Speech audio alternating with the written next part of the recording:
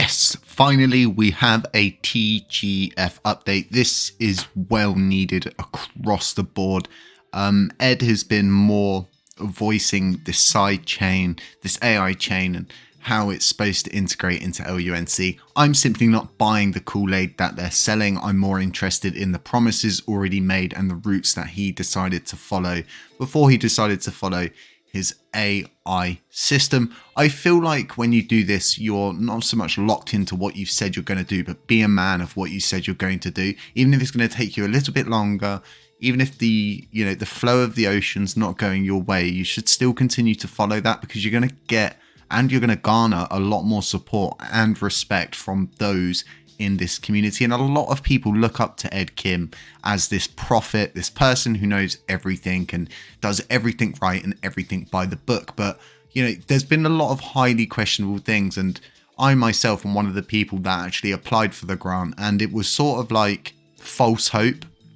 So if you had a project that applied for that, which there was projects that did apply for that, didn't get any funding, because none of us got any funding, and they were relying on that to continue going. They have to then go and figure something else out, because somebody has basically brought us a load of eggs, allowing us to count the chickens that have not hatched, and then taken away the eggs after we've counted the chickens that haven't hatched, and it's just not good. So like I was saying, this is really good to see this. So it's the next episode as we transition to the next chapter of the TGF.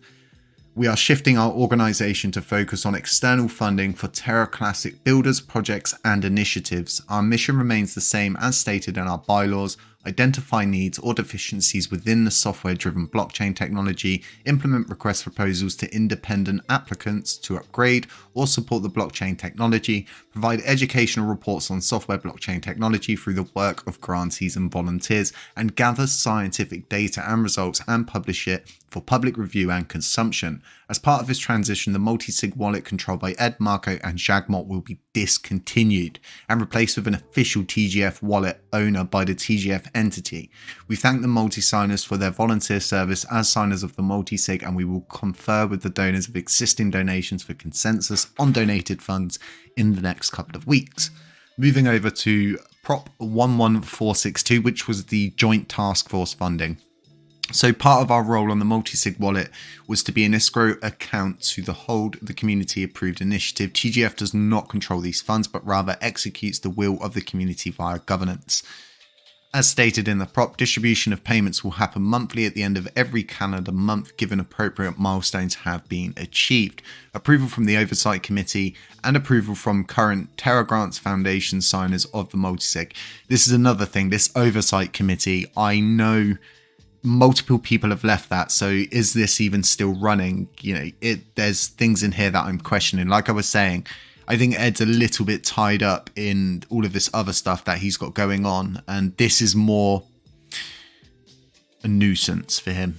It's something that he's not bound himself to, but he feels like he's bound himself to it, and he has to continue doing this. So this change and this dissolving of the controlled wallet of Ed, Marco, and Jagmot, it's all very interesting stuff, but the good thing here is seeing movement, seeing something happening, and this is all going to add on to this slingshot effect. I was going to read through all of this, but I don't think I need to, because he does explain the absence of the Oversight Committee and that they have decided to best seek the approval of chain governance and every month to disperse fees. So them saying it's best to seek the approval of chain governance, this is also highly questionable, because the last time that they wanted to vote someone into the Community Oversight Committee, they simply said to me, we're not putting you on there because, we don't want you in there because you've worked with someone who works in here previously, and it all becomes highly contradictory to itself. So I think there's things in here we do need to take with a pinch of salt. And I think, Ed, you don't need to explain yourself, but you kind of do need to explain yourself, because I don't see how an artificial intelligence sidechain has any benefit to the current goals of the community. Our current goals is a USTC repeg and revitalizing LUNC and burning through the supply. But every time these three things get mentioned, it seems like, the devs come up, burning coins is stupid, but these are what the community is asking from, the TGF, from the L1 task force. So I think it's high time that they do start listening, and I'm always going to not so much have my foot on the heel of their necks, but, you know, always behind them, ensuring, because what happens is, and we've been through this many times before, you sort of allow these people to take the mick and continue doing these weird things that they do, lack simple information updates, especially when you've made so many promises before and then just, you know, nothing, absolutely nothing.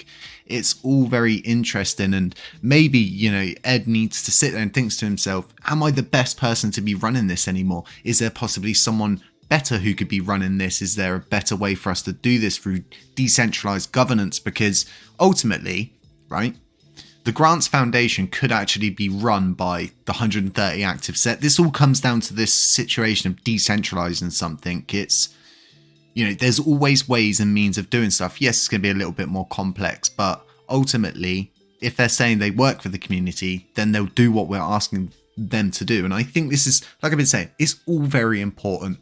This update was well needed. As to the Community Oversight Committee and things like that, they need to get these things in place, and they need to get a better system, and they need to stop disregarding people simply on biased evidence or facts, or, you know, the ridiculous thing of saying to someone, well, we can't have you on because you've worked with that person previously. Well, hold up, Ed and, you know, Tobias worked with each other from the beginning. It's, you know, Faffy, all of those people, they've all worked together. Superman, all of those people. So it really does come down to bite to crunch of walking down this road maturely this time and actually making the right decisions to ensure that we have got the correct people in place that can sort of handle these things and give good updates to the community, and not just these written updates every once in a while. Because one thing I can guarantee you is you won't catch someone like Edward Kim on a podcast here, because the simple fact is I would rattle his brain too much. He would rather go to somewhere like DJ Trev, where it's not a situation where he just yeses everything, but, you know, he doesn't have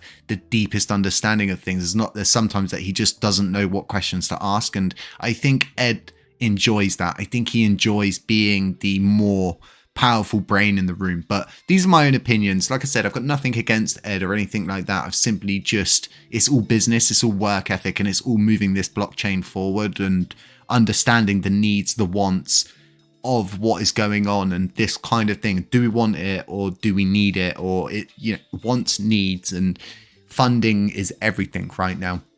There's like a weird USTC repeg proposal up again from another person. It's like, Jesus Christ, respect the Agora face. You know, we've funding something.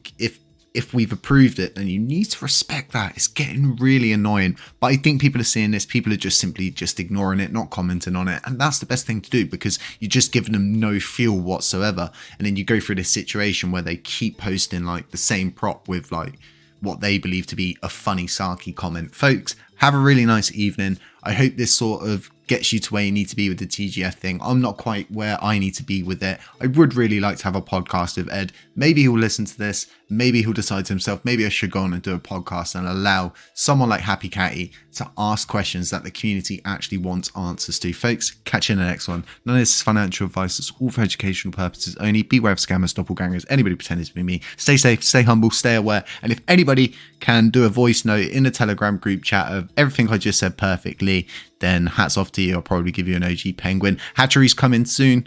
Project LUNC Burn's coming soon. Everything is rolling in. You've got Miata launching. You've got Exodus launching on public. You've got Lunar Burning Nights with their single player open build. They're moving to 4K. There's so many things going on in our sector. Hopefully, those three projects that I just mentioned in themselves are going to draw so much liquidity, revenue, and new holders to this blockchain, because it's a reason for people to get involved in LUNC without thinking to themselves, I'm just going to buy and hold a bag. Instead, they're going to think to themselves, well, actually, I want to play this game. I want to be involved in this metaverse. Oh, I need LUNC. Creating a use case there. So, yeah, folks, catch you in the next one.